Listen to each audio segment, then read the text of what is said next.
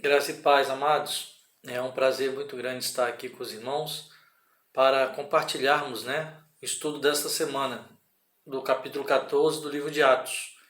Fala sobre a ousadia cristã. Que maravilha, né? Ousadia cristã. E o capítulo principal nos diz assim, capítulo Atos 14:3. Detiveram-se, pois, muito tempo, falando ousadamente acerca do Senhor, o qual davam testemunho à palavra da sua graça, permitindo que por suas mãos se fizessem sinais e prodígios. Nós vemos ali que no capítulo 13 de Atos, a gente percebe a importância da igreja no início da caminhada, de Paulo e Barnabé. E a gente percebe também ali muita rejeição de alguns judeus que não queriam aceitar a palavra que eles pregavam. Ousadia.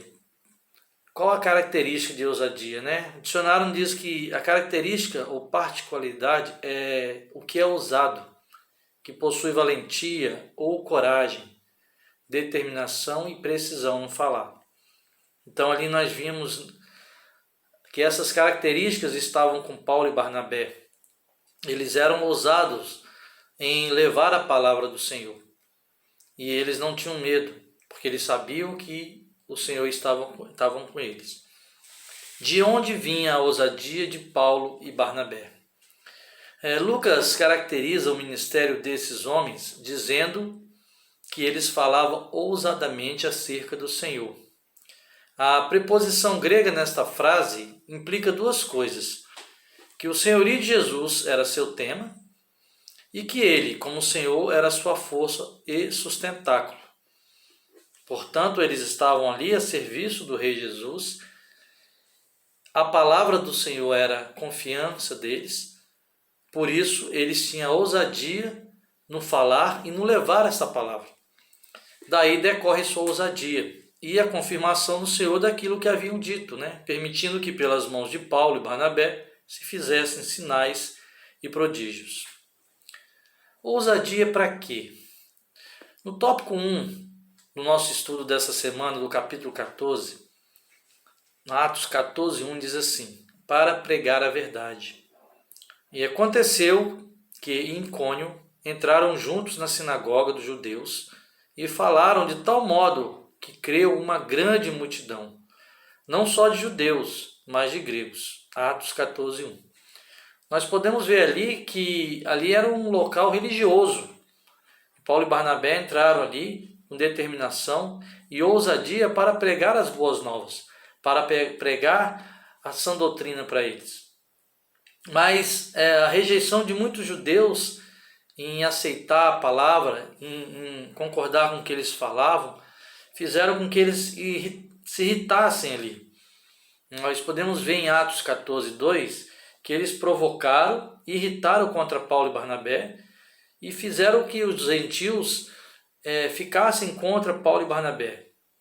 Isso fez com que criasse-se ali um grande motim, e eles ficaram ali mesmo assim por muito tempo, mesmo com oposição aos judeus, davam testemunho da palavra do Senhor Jesus. Eles estavam ali, irmãos, na dependência do Senhor. Por isso que eles usavam de ousadia e pregavam o que era permitido a eles, por suas mãos, fazer esses prodígios. Então a pregação deles ali era uma pregação determinada pelo Senhor Jesus. Só que os judeus não aceitavam. Então eles fizeram um motim junto com os gentios e ameaçaram Paulo e Barnabé de apedrejamento. Então eles fugiram para Listra. Eles foram embora dali, porque eles precisavam levar a palavra. E foram para Listra e Derbe, que era uma cidade da Licaônia, uma região ali, para pregar o evangelho. Notem que mesmo sendo ameaçados de apedrejamento, eles não desistiram de pregar a palavra, pois tinham um compromisso. O compromisso deles era com Deus, o Deus da palavra e a palavra de Deus. Eles não abriam mão de pregar a palavra. No tópico 2 aqui, nós temos que é para crer na verdade. E o texto nos diz assim: estava sentado em Listra certo homem, leso dos pés coxo, desde o ventre da sua mãe, o qual nunca tinha andado. Este ouviu falar de Paulo que, fixando nele os olhos e vendo que tinha fé para ser curado, disse em voz alta: Levanta-te direito sobre os teus pés. E ele saltou e andou. Atos 14, 8 a 10. Listra era uma cidade muito idólatra. Não tinha sinagoga. Havia em frente à porta da cidade ali uma imagem de Júpiter, que era um deus pagão, né? E ali moravam muitos pagãos. E os pagãos dali acreditavam que Júpiter era o pai de todos os deuses e homens. E acreditavam que Júpiter visitava a Terra, acompanhado de Mercúrio, o deus da eloquência, né? Que era competência para discursar e expressar. Então, quando eles viram Paulo e Barnabé ali fazendo curas, eles se maravilharam, acharam que era Júpiter e Mercúrio que estavam ali. E começaram a idolatrar. Então, por ser uma cidade idólatra, eles acreditavam que aqueles dois ali tinham vindo visitar e começaram então a querer tecer para Paulo e Barnabé honrarias, né? No tópico 3 nós podemos ver o seguinte: para viver a verdade e não fazer dela fonte de lucro e vaidade. Os irmãos viram aí que quando Paulo e Barnabé estavam na cidade de Listra ali e que eles fizeram a cura daquele coxo, a cidade inteira estava ali adorando eles como se fossem dois deuses pagãos. E não eram isso que eles queriam. No tópico 3 diz assim: E as multidões, vendo o que Paulo fizera, levantaram a sua voz dizendo em língua licaônica: Fizeram-se os deuses semelhantes aos homens e desceram até nós.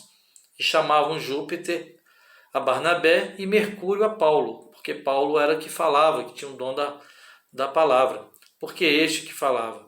Ouvindo, porém, isto, os apóstolos Barnabé e Paulo rasgaram as suas vestes e saltaram para o meio da multidão, clamando e dizendo: Senhores, por que fazeis isto? Nós também somos homens como vós, sujeitos às mesmas paixões, e vos anunciamos que vos convertais dessas vaidades ao Deus vivo, que fez o céu, a terra, o mar e tudo quanto neles há. Atos 14, 11, 15. Então, os habitantes ali acreditavam ser os deuses, eles queriam ali naquele momento adorar. Trouxeram para a frente do templo pagão grinaldas, touros, a fim de oferecer sacrifício a eles. Mas Paulo se indignou e Barnabé, quando viu aquilo ali, e não aceitaram, rasgaram suas vestes, porque não era aquilo que eles queriam, não queriam honra para eles. Podemos notar a indignação deles, e hoje também não é diferente, né, irmãos? A multidão procura movimento, a multidão quer conhecer ídolos, e muitos não querem a simplicidade da palavra. Muitos querem alguém para eles adorarem, alguém para eles idolatrarem. Então, naquele momento ali, foi muito difícil e muito esforço restaurar a ordem do local, porque Paulo e Barnabé não aceitavam aquilo. Mas aquilo ali teve um preço muito grande para eles, né? Paulo e Barnabé, quando estavam ali tentando levar a palavra do Senhor naquela localidade, chegaram ali judeus que já vinham perseguindo eles de outra localidade, né? Então, quando viu eles ali pregando a palavra, começaram novamente a incitar aquele povo ali contra Paulo e Barnabé.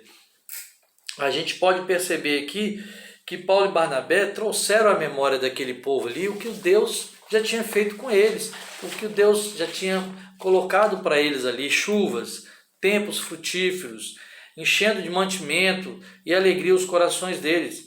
E isso ali não foi sacrifício, não foi feito sacrifício para isso, porque era uma terra muito seca, uma terra que tinha dificuldade de chuva, então chuva era bênção. Então Paulo trouxe à memória deles ali o que realmente importava, que era o que o Senhor Deus tinha ali mandado e tinha colocado para eles. E que eles não ficassem ali adorando e idolatrando deuses pagãos. Portanto, irmãos, os judeus que vieram de Antioquia, né, que já vinham perseguindo eles, chegaram ali vendo aquilo ali, incitaram a multidão contra eles novamente. E Paulo ali naquele momento foi apedrejado e dado como morto. Imagina, irmãos, que dificuldade, né? Levar a palavra, estar ali para trazer aquela palavra de bênçãos e ser apedrejado. Será que nós suportaríamos isso, né? Ser apedrejado em prol dessa palavra? A ousadia ali dos irmãos levarem essa palavra, eles estavam convictos que o Senhor Jesus estava com eles, então não importava o que acontecesse, eles não iriam desistir. A gente pode perceber aqui que eu queria até convidar os irmãos para avaliar o seguinte: o milagre que Deus realizou na vida de Paulo. Pensamos numa pessoa que foi apedrejada, arrastada. Qual seria a condição física dele ali, né? Estaria com braço, perna quebrado, cabeça machucada, porque ele possivelmente foi dado como morto, então a situação dele era difícil ali, né? Mas apesar de tudo, ele não desistiu nunca. Ele se levantou, entrou na cidade e no dia seguinte saiu com Barnabé para a cidade de Derbe. Ele não desistiu, mesmo machucado, mesmo sendo apedrejado, ele continuou no caminho. E isso são livramentos que Deus dá ao povo dele. São livramentos que Deus dá aos seus servos, né? Ser um discípulo envolve comprometimento, irmãos. Nós somos não somos mais nós mesmos, né? E sim, somos o nosso Salvador Jesus Cristo que está conosco. Então nós temos que ter a certeza nessa caminhada nossa, de quando estivermos levando a palavra, que vamos estar com essa ousadia. Independente das dificuldades, independente das situações, nós não vamos desistir. Pois Paulo ali e Barnabé, eles não desistiram. O tópico 4 nos ensina uma coisa muito bonita aqui, né? Que eles, para fazer discípulos, exortá-los, confirmá-los na fé e edificar a igreja do Senhor, tendo como base a verdade. E tendo anunciado o evangelho naquela cidade e feito muitos discípulos, voltaram para Listra e Icônio e Antioquia, fortalecendo as almas dos discípulos, exortando-os a permanecer firmes na fé e mostrando que através de muitas tribulações não importa entrar no reino do céu, entrar no reino de Deus, e promovendo-lhes em cada igreja a eleição de presbíteros, depois de orar com jejuns, os encomendaram ao Senhor em quem havia crido. Atos 14, 21 a 23. Esse tópico 4 mostra que eles retornaram ali para Listra, Icônio e Antioquia, confirmando as almas, né, que eles tinham feito ali em Derbe também. Os pensamentos de Paulo não se centraram em um lar terreno. Ele não importava, né, dessa correria, dessa luta que ele tinha, e mesmo voltando a lugares onde ele tinha sido perseguido. Ele revisitou os lugares onde havia sido injuriado e perseguido, mas onde havia deixado como ovelhas no deserto os discípulos que seu mestre lhe havia permitido reunir. Eles precisavam construir e fortalecer na fé, confortando em meio ao inevitável sofrimento e cercando por instituições permanentes, portanto, destemidos pelos perigos que os esperavam. Nossos missionários retornaram a eles usando palavras de encorajamento, que somente os fundadores de uma religião verdadeira teriam se aventurado a dirigir aos seus primeiros conversos, que só podemos entrar no reino de Deus passando por muita tribulação. Eles precisavam escolher os líderes espirituais, os presbíteros, e por isso organizar lideranças ali naquelas cidades guiadas pelo Espírito Santo. Então eles voltaram, eles não tiveram medo. Imagina a dificuldade que era naquele momento ali, né? Estar naquela situação de locomoção, não era fácil igual hoje, não tinha carro, avião, não tinha a facilidade que nós temos. Mas mesmo assim, Paulo não desistiu. O tópico 4 mostra que eles voltaram para isso, para que eles deixassem cada igreja a eleição de presbíteros e depois confirmar com jejuns e oração e encomendar ao Senhor a quem havia crido. É muito bonito, né, irmãos? Eles levaram a palavra e reiteraram, voltaram ali para que aquela palavra realmente fosse mantida e fosse estabelecido lideranças comprometidas com o reino de Jesus ali, né? Isso é muito bonito. Irmãos, partindo para o tópico 5 aqui, para terminarmos, para prestar conta da verdade que anunciaram. E tendo anunciado a palavra de Perge, desceram a Atalaia e dali navegaram para Antioquia, onde tinham sido recomendados a graça de Deus para a obra que havia já cumprido. Ali chegados, reunidos, a igreja relataram quantas coisas fizera Deus com eles e como abrira aos gentios a porta da fé. Atos 14, 25 a 27. Então nós podemos ver nesse tópico 5 aí, que Paulo, cujo entusiasmo nunca fraquejou, preferiu voltar pelo caminho por onde havia ido para visitar e confirmar os recém-convertidos na fé. E além disso, estabelecer igrejas em outros centros da Pisídia, Panfilha e Atália, que eram cidades próximas ali. E reunir a igreja e relatar o quão grande coisas Deus tinha feito com eles, né? Como seu chamado e missão foram solenes e formais na presença da igreja, assim como o Espírito Santo também estavam junto com eles. Eles obedientemente, sem dúvida, com grande alegria, convocaram a igreja e deram o seu relato. Testemunho, né? Deram testemunho de vida, testemunho de pregação. Irmãos, isso demonstra a importância do nosso testemunho na edificação de vidas e crescimento do reino de Deus.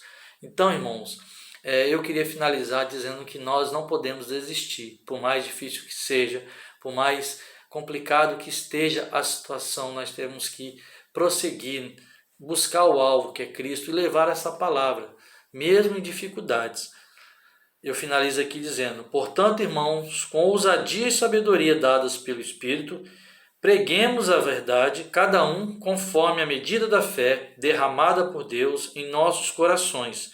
Glória a Deus pela sua palavra e pela igreja, coluna e base da verdade.